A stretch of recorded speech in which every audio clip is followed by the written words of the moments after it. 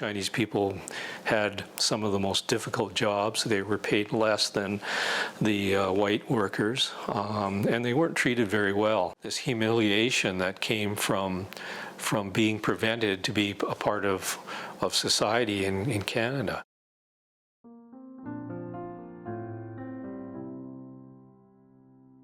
My name is Fred Wong.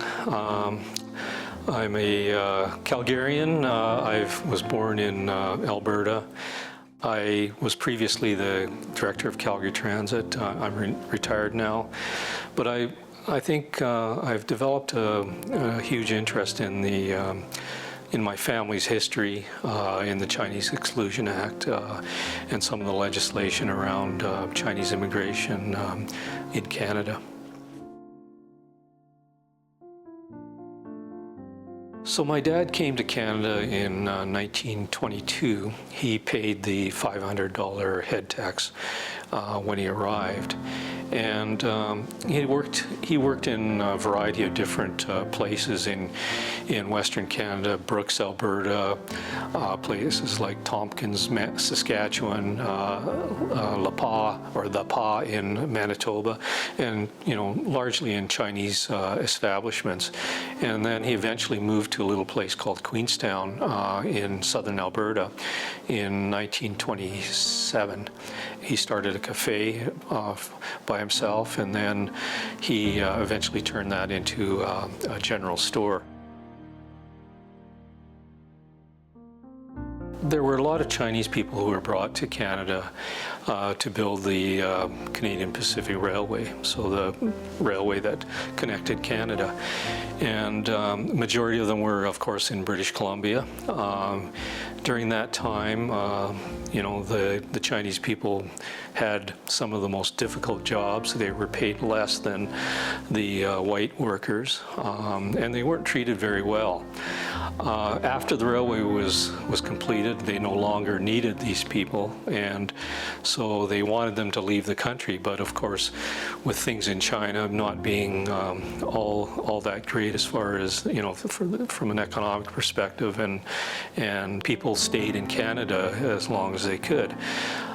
At that time, the Canadian government started to, so this would be the 1880s, they started to put in legislation to prevent further immigration of Chinese people to Canada. So they initially put on a head tax of $50, raised it to $100, and eventually raised it to $500, which was an enormous amount of money at that time. In a Chinese restaurant, white women from working in a Chinese establishment. So there were all sorts of legislation in place to make it difficult for Chinese people to live here. And as I said before, the Chinese Exclusion Act was the culmination of a lot of this legislation.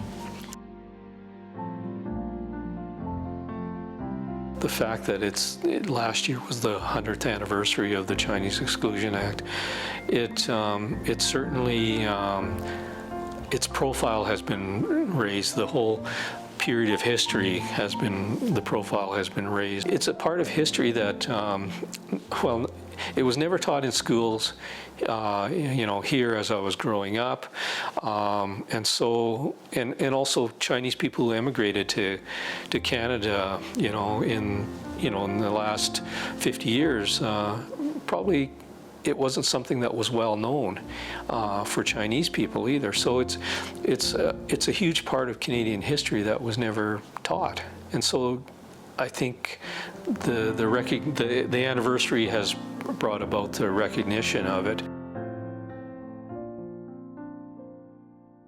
It's kind of interesting. When I was growing up in Calgary, there weren't many Chinese people in my neighborhood. I mean, I can think of when I was going through school, there was 2 or 3 other Chinese families in the neighborhood. On the one hand, that brought anonymity, and you weren't a threat. But as more Chinese people came to Calgary, I think there was an increase in racism because they saw a greater number of people. There was greater concentrations of Chinese people, and so there was some more racism because of that. You know, largely came in the form of being called names, you know, names that aren't particularly nice, and so there's that awareness, and also the subtle racism that can happen. I mean, it wasn't something that I thought about all the time, but every now and again you would experience some sort of form of racism. Like, I remember being in a store in Vancouver, and there was a sale on, and somebody comes up to me and says, "Well, you know, you Chinese people are good at figuring. Can you figure out what the price of this with the discount?" You know, that type of thing. Or I remember the early part of my working career when I called back a customer about an issue, and they didn't understand, or they didn't think that it was me because I didn't have an accent. Or being asked, you know, well, which restaurant do you work at? You know, that type of thing. So you know, it's not, on the surface it appears harmless, but it is racism. And, you know, I've experienced it through my life. And I think, you know, I do think about it. And I'm also very, you know, like, I think to this day, I'm careful in terms of the situations I put myself in. And so you always have this awareness in the back of your head. Subconsciously, you may, you know, you have this awareness. You know, I've certainly raised it with my children. My daughter has huge interest in it too, and I think they realize it's a sad part of Canadian history. Both my son and my daughter. It's important to make them aware of it. They understand it,